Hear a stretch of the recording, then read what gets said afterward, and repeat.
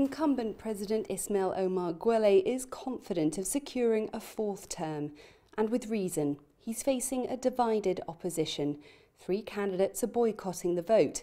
The Union for National Salvation, which is running, alleges the Independent Electoral Commission is biased and says its delegates have struggled to gain access to polling stations outside the capital, allegations the IEC denies.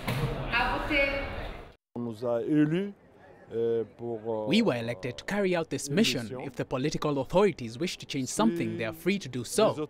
All candidates have the right to assign their delegates to every polling station with the necessary accreditation. A host of international observers are overseeing the vote, including from the African Union and Arab League. The crucial thing for Djibouti is that this election is held peacefully until the end, and that's what we've seen so far. We haven't come across any specific problems. Djibouti has seen its infrastructure grow, but is struggling to bring down a high unemployment rate. Nearly 2/3 of the country are thought to be living in poverty. Voters want the elected government to raise their standard of living. We want improvements to be made especially for Djibouti's youth. They need more jobs. We need a better education for the youth, better healthcare for everyone, and improvements in all sectors of society.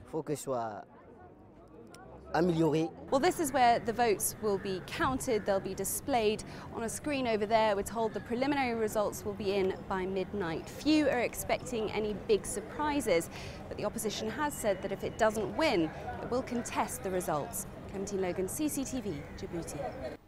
Well, let's get to the very latest on the elections in Djibouti. We're now joined live from Djibouti by Clementine Logan.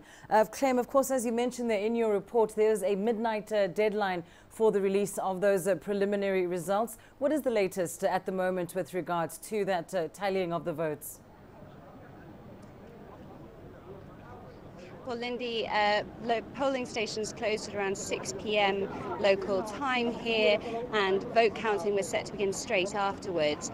They'll be counting ballots from over 400 polling stations across the country, and that's going to be happening here, as you saw in that report.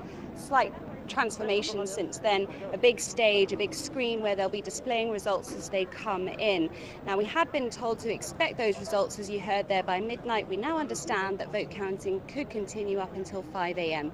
Either way, tomorrow morning people should certainly have a good idea of who's won this election, and as you mentioned there, an election that could see incumbent Ismail Omar Guelleh secure a 4th term after 17 years in power. We did speak earlier in the day to the Independent Electoral Commission and as well as Arab League election monitors, and they said that at that point they hadn't witnessed any irregularities, that things had been running smoothly, and they hoped that that would continue. They also emphasised the importance of both the opposition and ruling party having equal access to media as well, but they said that they did believe that the voting process itself was transparent. Back to you. Well, it's certainly very comforting to hear that they are confident that the process has gone smoothly. But of course, Clem, there was the election boycott, and one has to wonder how that's impacted on voter turnout and perhaps any other challenges that may have impacted the electoral process.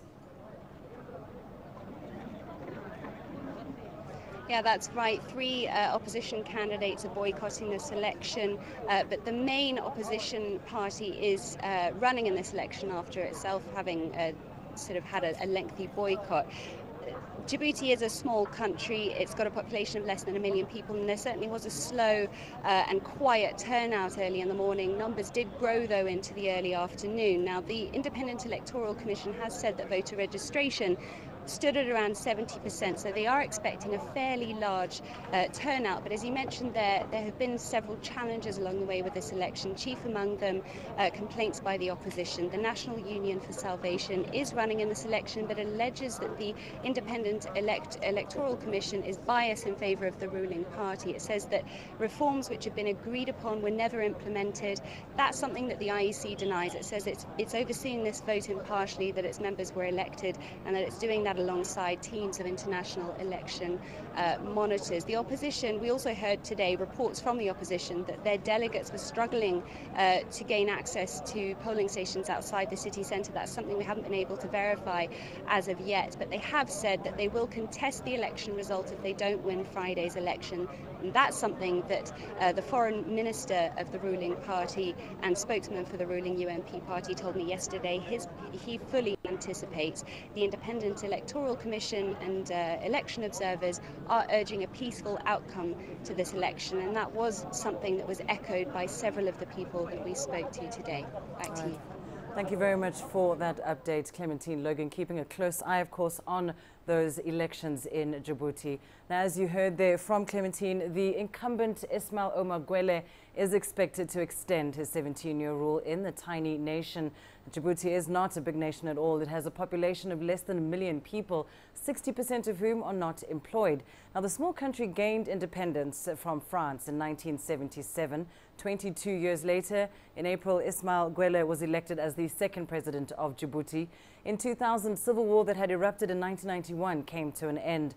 In 2003, the country held its first free multi-party presidential election with President Guelleh winning another term. In 2010, the constitution was amended, allowing President Guelleh to run for a third term.